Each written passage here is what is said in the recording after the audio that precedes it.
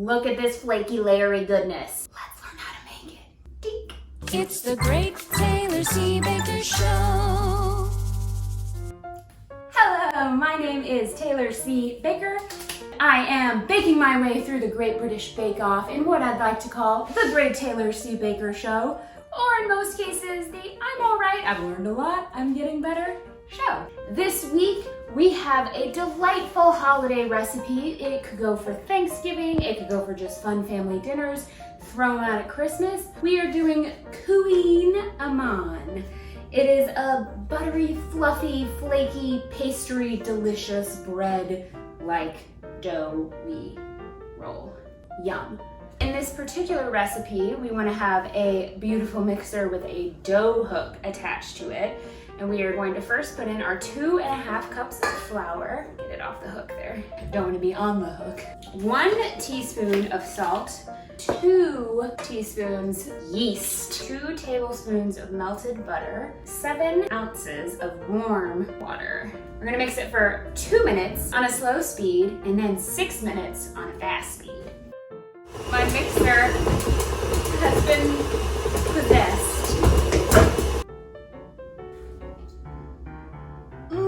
This is the dough right after we made it. Let's see how big she gets in 1 hour. We get to mash up some butter because the best thing about pastry is layers and layers and layers of butter. We're gonna use parchment paper. You can also use, in this instance, wax paper to mash your butter in between. For a funny lesson I learned on the difference between wax paper and parchment paper, click here. We want it to remain cold throughout this process. It's very important for, I believe the fancy trending word for it is lamentation? Lamenting? Laminating? With the layers, with the butter? All right, here goes.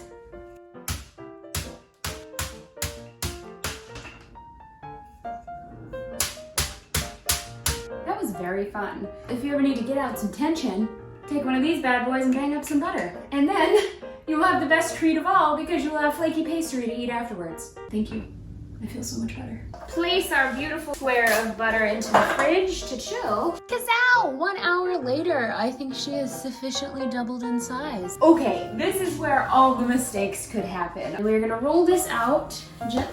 Gently she goes. We're gonna roll this out, oh, it smells so good, to an 8 by 8 inch square. When we get the butter in here, it's gonna be like making a little present. Carbs are always a gift. When you make these for Christmas or Thanksgiving, please tell your guests there's no need to add butter to them because there's this amount of butter inside of it.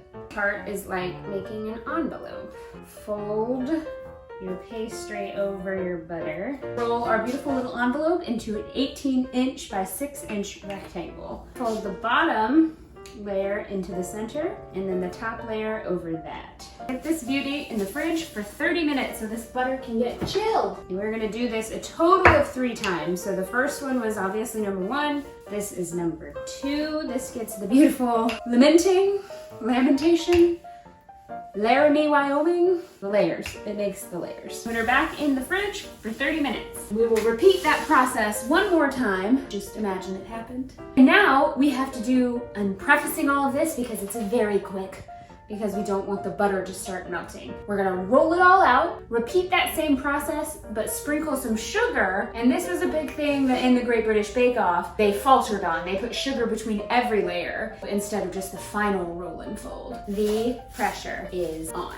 Working quickly to roll my dough out into squares and make sure my dough isn't melting with that butter. I feel like the warmth of my sultry alto tube voice is just making this melt faster. I have my muffin tin. It's very clean, not rusty at all. Raise your hand in the comments below if your pans all look like that. Double raise your hand if you know how to prevent them from looking like those nightmares.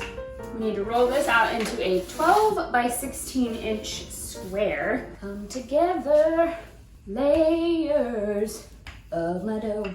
The idea is that the sugar will kind of caramelize, which is why I think it's not in the layers with the butter. because then it would melt. And we want it to get like crispy and crunchy and magnificent. We need to take our beautiful squares and put the corners in. Let's try this method. Put the 4 corners in your fingers and then squish it up like those little cootie catchers, what were they called? Where you put like B5 and you'd open it and it'd say like red, yellow, green, what's your favorite color? And it would basically tell you who your crush was and who you were gonna marry. Am I combining MASH and these things? You wanna use a clean towel to cover it up. And now it needs to prove for another 30 minutes so they can puff up a little more before we bake them. Oh, that was a mistake. Sugar everywhere. Bake them at 425 for 30 to 45 minutes. So let's put it in the oven right now. Bake well. So my bread's in the oven. Have a little time, already cleaned my kitchen. Whatever shall I do? So for good reason, this is how I spend most of my time while anything is baking. I recommend if you have a puppy, this is how you spend your time mid-bake.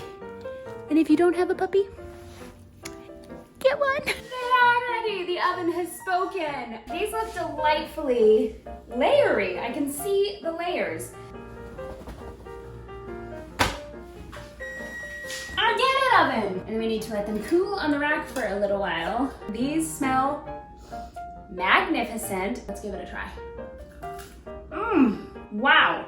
If you are a family that loves Hawaiian bread rolls with your Thanksgiving dinner, try these. They are basically like slightly sweet little croissant rolls. Thank you so much for watching the Great Taylor C. Baker Show. Have a happy Thanksgiving, Merry Christmas, Happy Holidays, all of the events in which you could share a table and quite literally break bread.